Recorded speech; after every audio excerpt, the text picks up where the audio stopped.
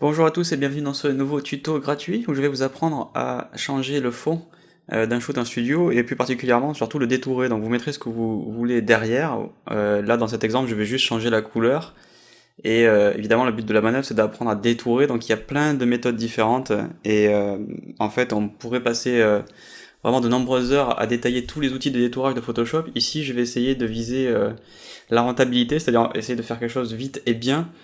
Évidemment, il faudra quand même, hors vidéo, entre guillemets, passer du temps pour peaufiner un petit peu les choses. C'est-à-dire que je vais pas vous montrer et enregistrer toute l'étape. C'est pas non plus quelque chose que je vais cacher qui dure en fait 3 heures, donc je vais pas vous mentir. Mais la méthode que je vais vous montrer là demande quelques petites finitions, donc c'est une histoire de, par rapport à ce que vous allez voir dans cette vidéo, allez, j'ai dû passer 10 minutes de plus, un quart d'heure à nettoyer ce que je vous montre. Je suis vraiment dans un cas pratique et entre guillemets dans le monde réel. C'est-à-dire, je vous montre pas un truc où en 3 clics ça se fait tout seul parce que ça marche quasiment jamais. Et en plus, je prends pas une photo qui de base pose des fondations truquées dans le sens où ici on a un modèle avec des cheveux qui ils sont quand même assez ébouriffés. Donc c'est évidemment quelque chose qui va être très difficile à détourer, donc j'aurais pu prendre une photo beaucoup plus facile et vous donner une méthode en vous disant vous avez vu en 3 clics ça marche tout seul, merci Photoshop CC 2017, avec les derniers outils de sélection, blablabla. Alors je suis pas dans la démonstration marketing, je suis pas payé par Adobe pour vous montrer comment le logiciel est génial. Évidemment Photoshop est très puissant, mais des fois il faut quand même utiliser la bonne méthode. Et des fois, il faut aussi en même temps y passer un petit peu de temps. Il y a quand même encore un peu de justice. La machine ne fait pas tout à notre place. En tout cas, pas pour le moment. Sur cette photo, en fait, on va enlever le fond. Donc, la photo est nette, évidemment, donc du coup, on n'a pas de problème pour détourer des trucs flous. Le vrai problème se situe au niveau des cheveux. Donc, ce qu'on va faire, c'est partir, tout simplement, soit de la baguette magique, soit de la sélection par plage de couleurs. Donc, la baguette magique, hop, elle est à gauche, ici. Et si jamais vous avez l'outil sélection rapide qui est sélectionné, vous pouvez switcher sur baguette magique en restant appuyé sur le tiroir. Et ensuite, vous voyez que je vais pouvoir sélectionner différents endroits. Ici, j'ai une tolérance de 5. Pourquoi elle n'est pas par défaut?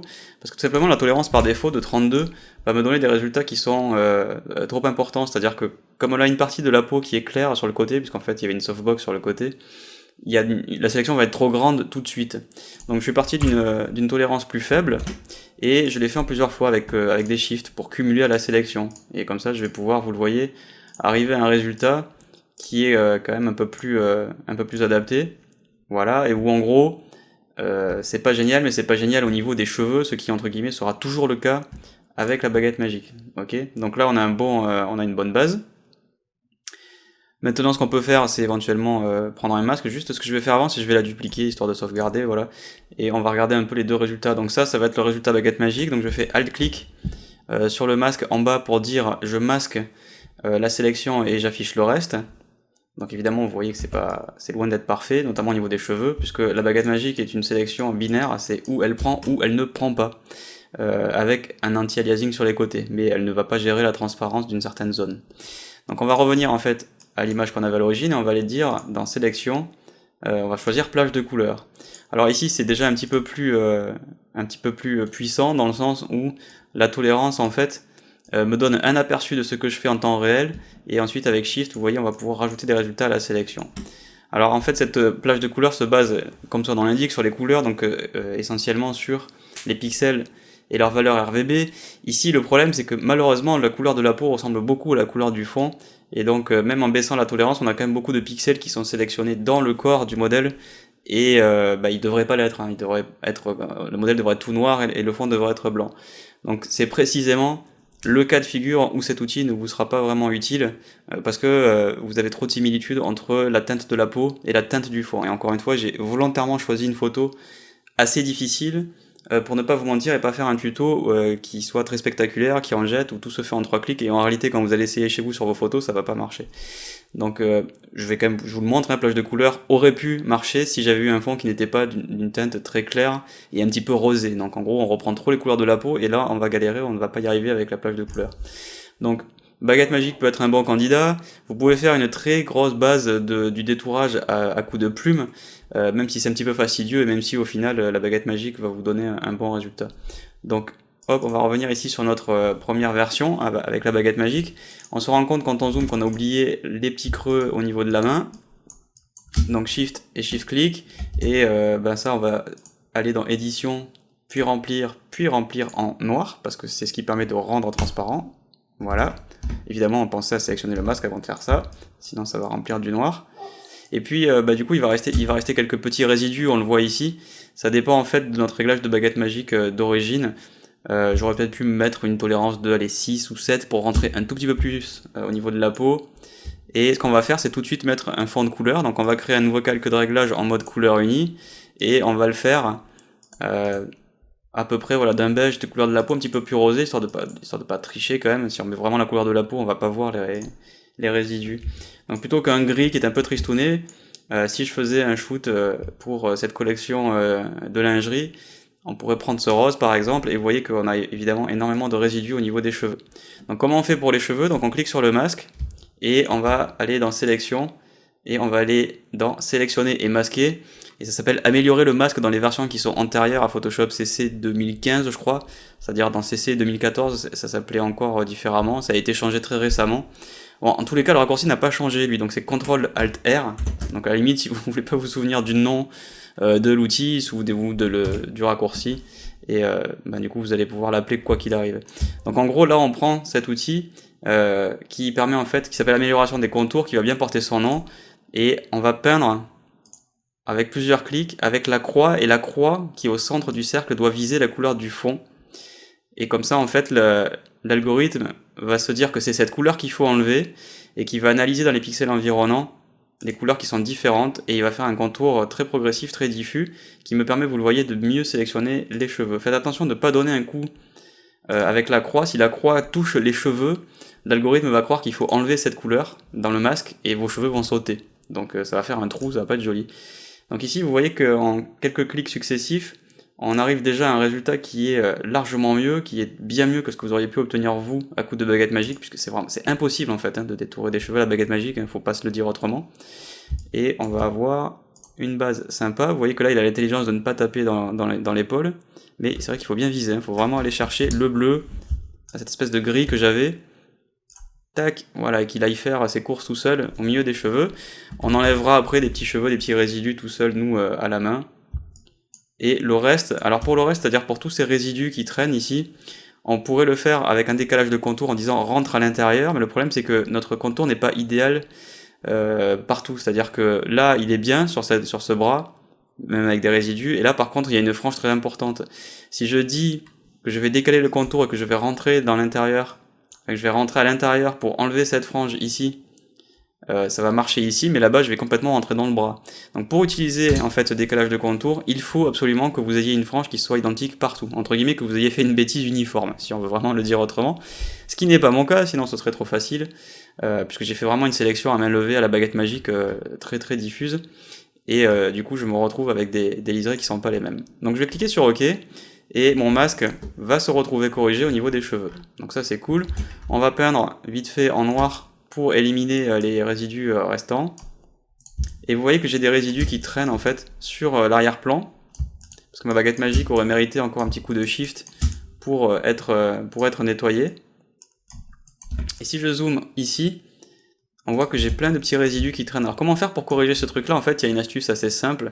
Finalement votre masque il se résume à du blanc pour ce qui est opaque et du noir pour ce qui est transparent, et quelques valeurs intermédiaires évidemment pour faire de l'anti-crénelage. Ces trucs là qui sont un peu gris au milieu, finalement on va les voir apparaître si on fait un petit niveau avec CTRL L.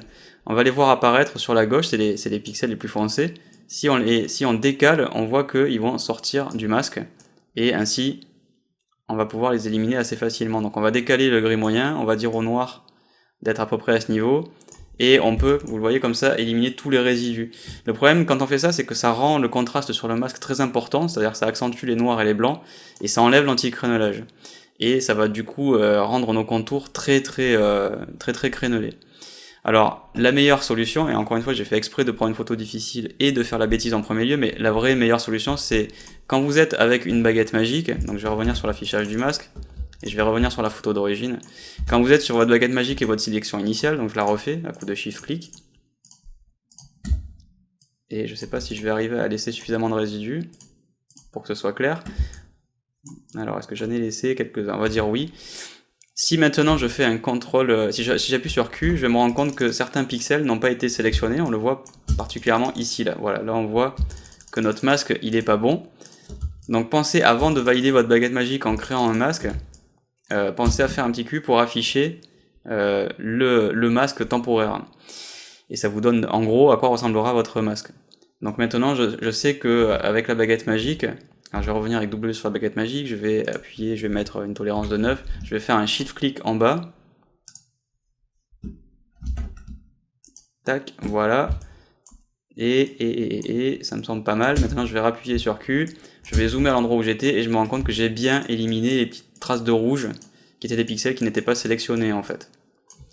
Et maintenant je peux créer mon masque et reprendre l'opération où j'en étais. Et ça m'évitera vraiment bien des ennuis plutôt que de le faire maintenant où je me rends compte que bah oui là maintenant je vais galérer, hein, même en ayant fait les cheveux. Mon masque il est pas génial. Alors du coup, encore une fois, tout ce scénario est fait pour représenter les bêtises que vous risquez de faire quand vous allez faire cette opération. Donc j'ai fait exprès de faire cette bêtise là, c'est-à-dire de laisser des résidus. Comment les rattraper du coup sans tout recommencer à zéro? Alors en vrai, on se rend compte que le résidu, il en reste quelques-uns au niveau de la jambe en bas. On peut le corriger assez facilement en fait. Tout bêtement, c'est on va faire une sélection. On peut prendre la plume par exemple. Ça me permet d'ailleurs de vous montrer la plume. On va faire une sélection assez rapide pour longer la jambe. Tac, voilà.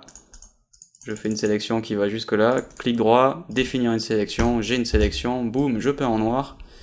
Et voilà, j'ai nettoyé mes résidus. Ceux qui sont très loin, on peut le faire assez facilement. Pas la peine d'aller faire une sélection à la plume. Ceux qui touchent la jambe, comme c'est le cas ici encore une fois, il vaut mieux en gros définir une limite pour interdire à votre outil de faire n'importe quoi. J'ai pas besoin de finir la sélection d'ailleurs puisque les deux points restants sont automatiquement liés par Photoshop.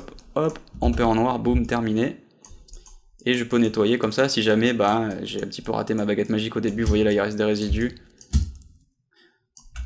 Bon après sur le fond, faut être réaliste, on les aurait pas vus, mais il est évident qu'un détourage, normalement, tout l'extérieur du sujet doit être vraiment bien noir, complètement transparent, pour que ce que l'on mette derrière n'ait pas des trous, quoi, ça c'est sûr.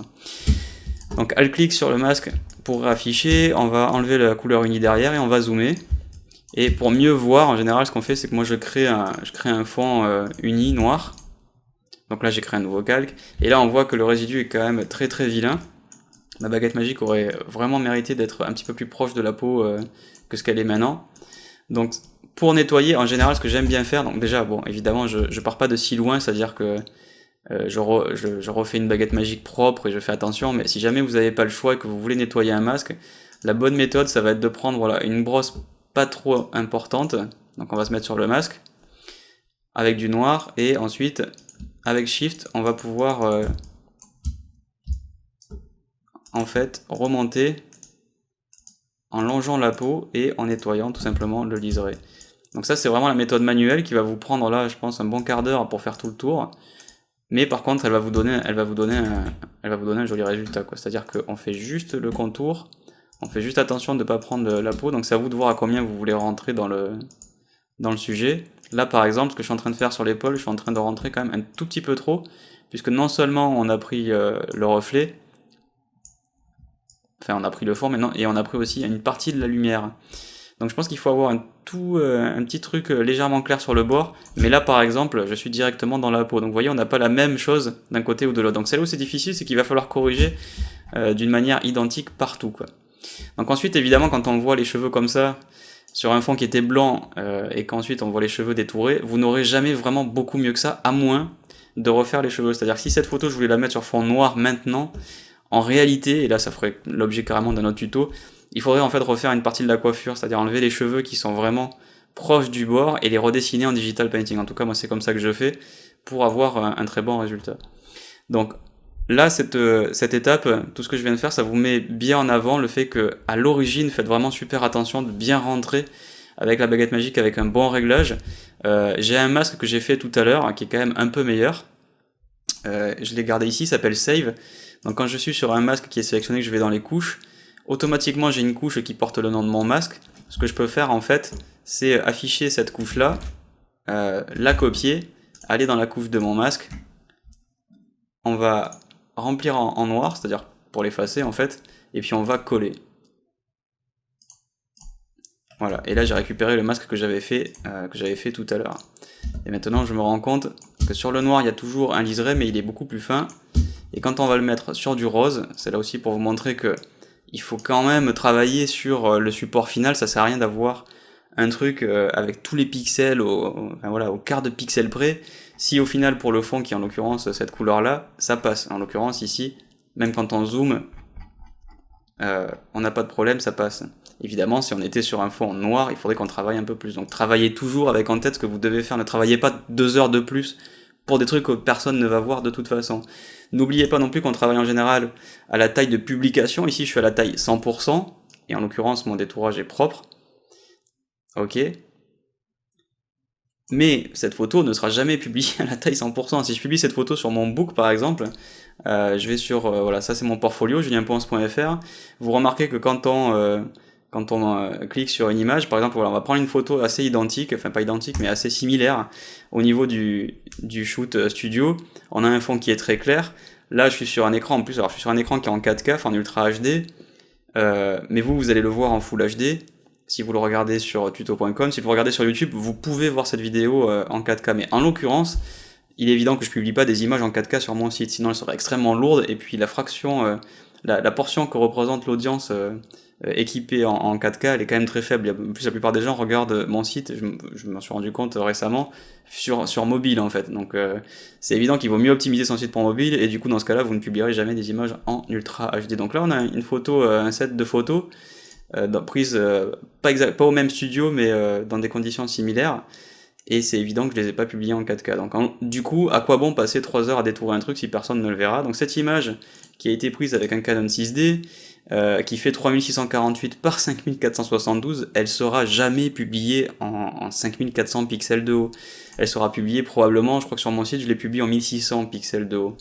Donc si je fais image, taille de l'image, et que je dis ça va être sur le web à 72 dpi et à 1600 pixels de hauteur, et que je clique sur OK, l'anticrénelage qui va se produire suite à l'interpolation des pixels va aider en fait à améliorer le résultat, puisque plein de pixels qui étaient des tout petits résidus qu'on voyait plus trop, mais sur lesquels il aurait fallu passer probablement 1 heure de plus, au lieu d'un quart d'heure, ben du coup là ils se retrouvent supprimés avec un anticrénelage, puisque l'interpolation qui en résulte, suite à un changement de taille, vous permet de lisser le résultat.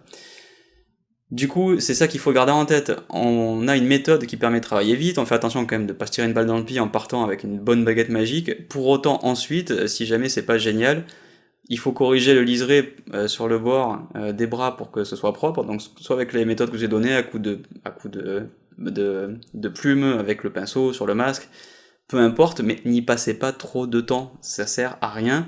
Par contre, si cette image veut être imprimée dans une galerie sur une toile qui va faire 2 mètres de haut, et que les gens vont pouvoir s'approcher à 10 cm, et que du coup c'est l'image de 5000 pixels qui va servir à l'impression, alors là oui, il va falloir vraiment nettoyer tous les pixels et qu'on voit vraiment plus rien. Faites aussi en fonction de la couleur du fond. Si cette image va être publiée sur un fond clair, c'est évident que c'est pas la peine d'y passer autant de temps que si elle était sur un fond foncé. Ça me permet d'ailleurs de faire remonter une remarque, je vais enfoncer une porte ouverte, mais si cette image, on m'avait dit dès le début elle va être sur un fond noir, shootez-la sur un fond noir, bien entendu. C'est-à-dire que là, à partir du moment où le fond était blanc, on va pas shooter un mannequin sur un fond blanc si c'est pour ensuite le mettre sur un fond noir. Bon, après les clients peuvent changer d'avis, hein. Vous pouvez organiser un shoot, tout shooter sur fond clair, et le client vous dit ah ben non, finalement on va la mettre sur fond noir. Sauf que évidemment, avec un set de lumière comme celui-là, ça va être très problématique. C'est pas impossible, mais ça va être problématique, ça va prendre du temps. Et normalement, vous devriez revoir du coup votre prestation, en particulier votre devis, auprès de votre client si vous avez devisé un fond clair en lieu et place d'un fond noir. Donc j'espère que c'est clair pour vous. Je voulais vraiment, j'aime bien faire des tutos où j'explique les tenants, les aboutissants, et qui ne sont pas des tutos menteurs, où on voit des méthodes qui en gros ne s'appliquent pas au monde réel et à des cas que l'on rencontre dans la vie d'un retoucheur photo et d'un photographe, avec des trucs qui se font tout seuls en 3 clics, qui donnent l'impression que le détourage est fait tout seul par le logiciel d'une manière super intelligente, que même si on travaille très mal en amont, tout se récupère par la suite. Tout ça, c'est pas vrai. Il faut travailler le mieux possible. Des fois, on a des changements de scénario. Par exemple, ici, voilà, si le client me dit c'est un fond noir, du coup, oui, je vais galérer. Mais en même temps, vous n'êtes pas toujours obligé non plus de faire des choses qui sont très chronophages. Là, on a vu que même avec des résidus qui était assez discret mais quand même bien là, finalement sur une image qui va être publiée sur le net, et avec un redimensionnement, oui, il faut nettoyer un petit peu, non, il ne faut pas y passer 3 heures, ça sert à rien. Voilà, c'était ma méthode pour vous apprendre à changer le fond d'un shoot en studio, donc faire un détourage, hein, tout bêtement. C'est quelque chose qui m'a été beaucoup demandé. Je ferai probablement un tuto gratos sur les cheveux en particulier, et pour vous donner des techniques, parce que là je vous ai montré vraiment la base du détourage avec la fonction CTRL-ALT-R. Mais en réalité, il y a encore plein de petites astuces pour mieux détourer les cheveux, notamment en utilisant les couches. Mais on verra ça dans des tutos à part. Si vous voulez en savoir plus, et en particulier refaire un tuto avec le même modèle Laura, vous avez justement un workshop sur Photoshop CC qui s'appelle Photo de mode, où on voit dans Photoshop CC et Camera comment je développe mes photos de mode, puisque là je suis parti d'un document qui est déjà édité, c'est-à-dire que la photo que vous avez là, c'est une photo qui est retouchée, et qui est en fait un résultat des techniques que je montre dans ce workshop. Et si vous voulez vous former à Photoshop dans sa globalité, la formation best-seller de tuto.com, je peux pas vous le dire autrement, merci aux plus de 800 personnes qui m'ont fait confiance pour se former à Photoshop, c'est vraiment cool. Ça en fait la formation la plus vendue sur le sujet sur tuto.com, et si vous cherchez tous mes autres tutos, c'est hyper simple, il suffit de taper dans la barre de recherche en haut, Julien Ponce, tout attaché, et boum, vous tombez sur cette page qui vous présente tous mes derniers tutos, les meilleures ventes, ceux qui sont en promo, puisqu'il y a des promos régulièrement, et dans les deux langues, là vous suivez un tuto en français, mais il y a aussi des tutos en anglais, si jamais ça vous intéresse. Faites un petit tour sur mon portfolio, au passage, j'en parle assez rarement dans mes tutos gratuits, mais julienponce.fr vous affiche mes dernières photos, que vous pouvez voir ici, et vous pouvez me laisser une petite ligne via le formulaire si vous avez des commentaires à me faire, je suis toujours curieux de savoir ce que vous pensez de mon travail. De la même façon, si vous avez la moindre question sur ce que vous avez vu aujourd'hui, checkez plutôt les commentaires si vous êtes sur YouTube pour poser des questions, ou la salle d'entraide sur tuto.com qui sert à ça, pour que les autres visiteurs, les autres personnes qui ont vu ce tuto puissent vous répondre. Alors, je peux vous répondre moi aussi, mais les autres peuvent aussi vous répondre, ce qui peut quand même être très cool pour avoir l'avis des autres personnes. Tout simplement, je vous donne rendez-vous bientôt. J'essaye de publier une vidéo par semaine sur la chaîne YouTube et sur tuto en gratos, encore une fois, un tuto sur Photoshop et si possible aussi sur Lightroom. Donc n'hésitez pas à vous abonner si c'est pas déjà fait sur la chaîne YouTube, youtube.com/julienponce TV, et je vous donne rendez-vous très bientôt pour un nouveau tuto gratos. A plus.